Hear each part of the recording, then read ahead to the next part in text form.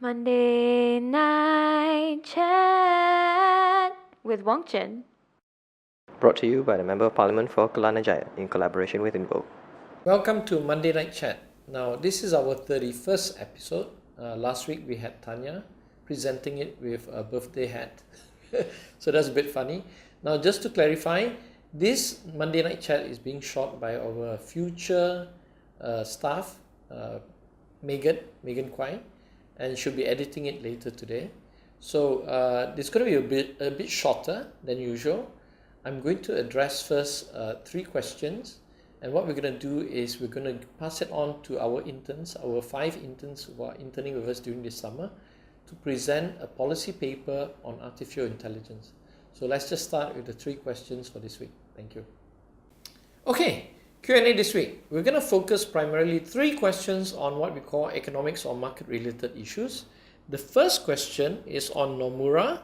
Nomura, as you know, is a securities firm, and they predicted that the government will win based on the idea that the economic numbers or the macroeconomic numbers are strong in the second quarter.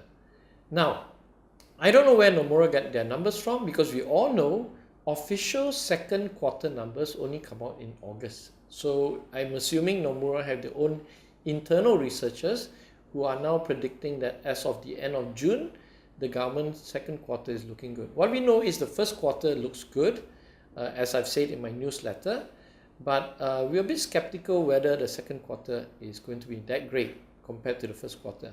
Why do I say this? It's quite simple.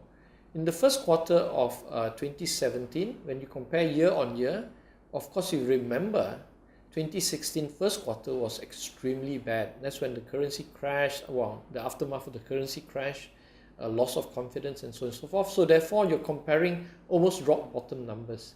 Now, the second quarter, in my assessment, and this is a qualitative assessment, is that you look at the Hari Raya mood, and you think, it's been a really quiet, sentiment is still full of worries. So I don't think the second quarter is going to turn out that great, but we remain to see in August. But I think Nomura needs to understand one thing. Even if the second quarter is fantastic, which I doubt very much, even if it's fantastic, it will take 6 months to a year before this materializes on the street level.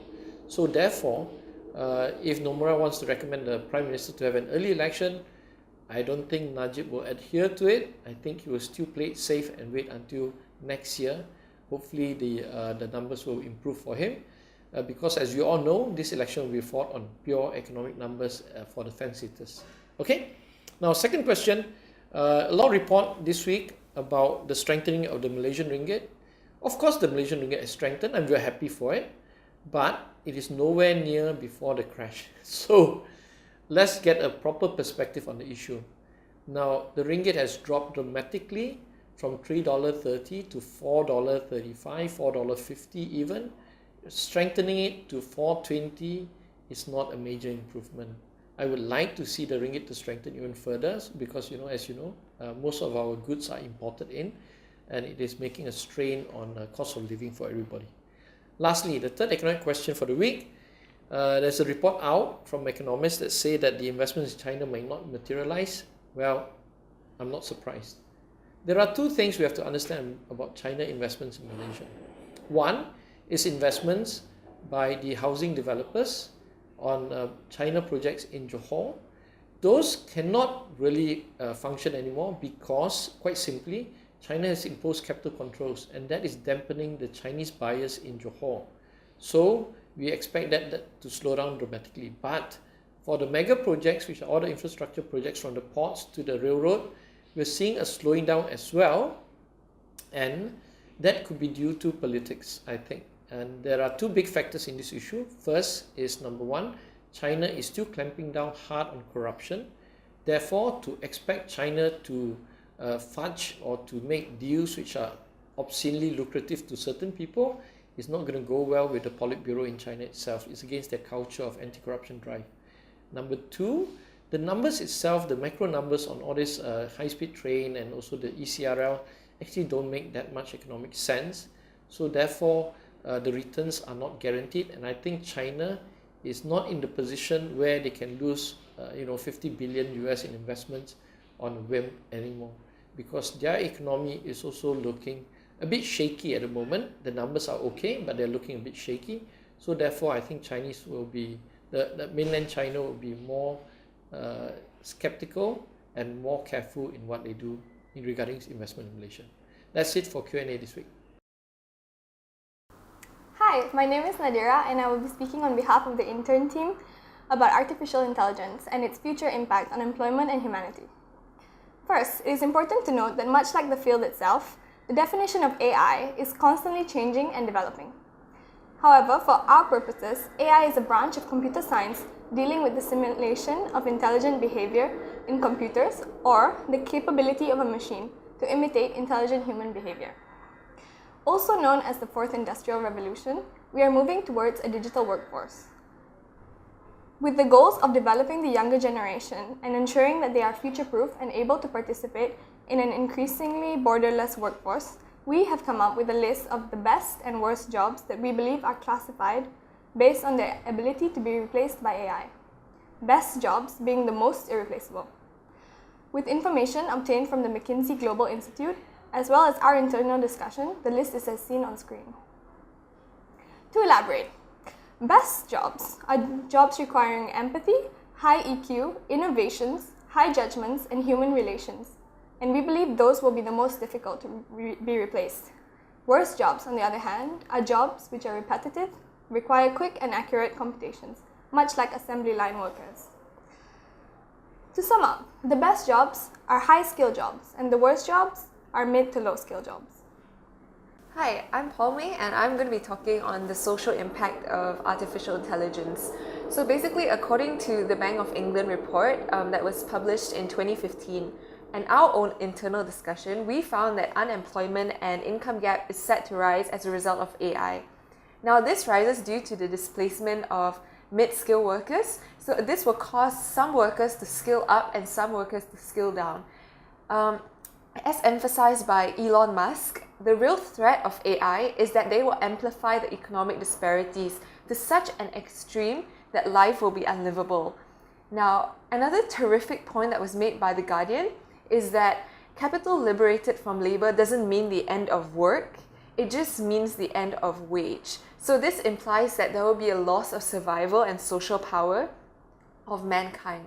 Now, this may sound a bit extreme, but according to a professor in the American Association of the Advancement of Science, it says that in 30 years, unemployment will actually increase by 50% or more.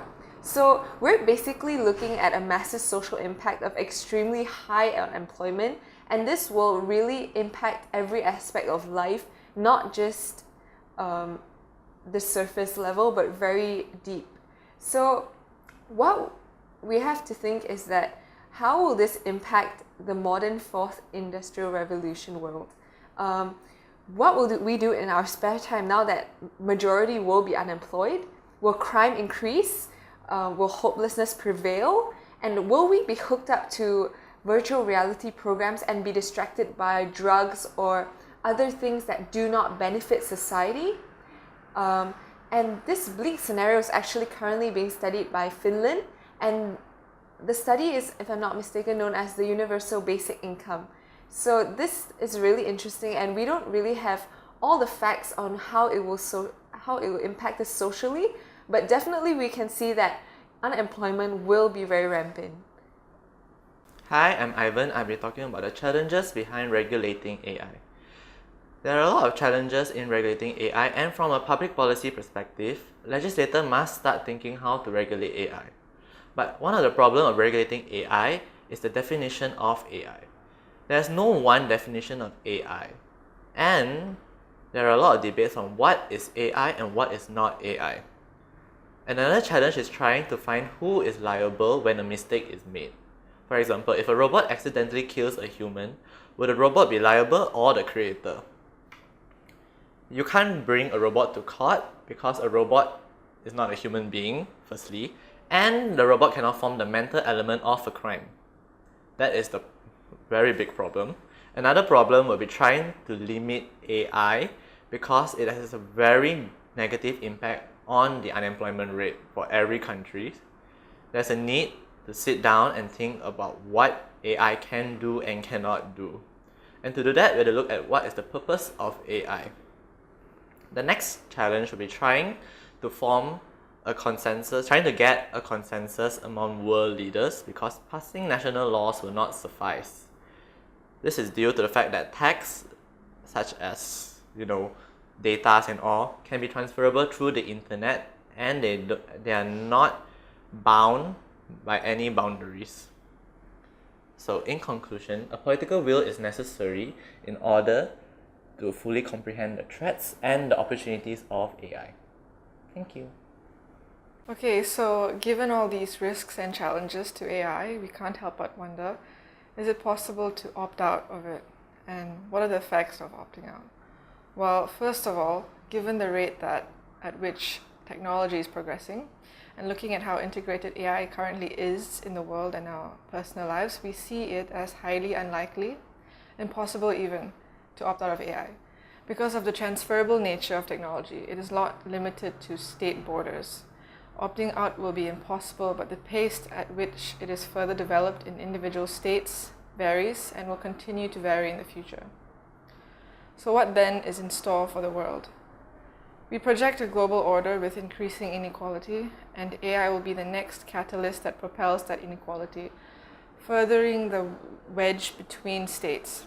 States with the highest percentage of high-skilled specialized labor will emerge winners in this fourth wave of industrialization, while states with the highest percentage of low-skill and repetitive type labor will sink due to more people being replaced by AI. Governments of these states will have a higher social burden on their shoulders, with increasing unemployment rate and a lack of resources to regulate AI with and combat inequality.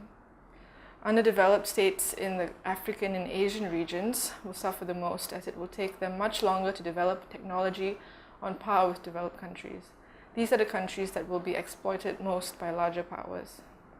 Advanced countries such as the US would be able to leverage their AI to gain economic and political sway over smaller and lesser developed nations. Their political advantage would hold even more weight in international organizations such as the UN, and in extension the world. Hence, we may see in some sense another wave of colonization, spearheaded by the world's large powers.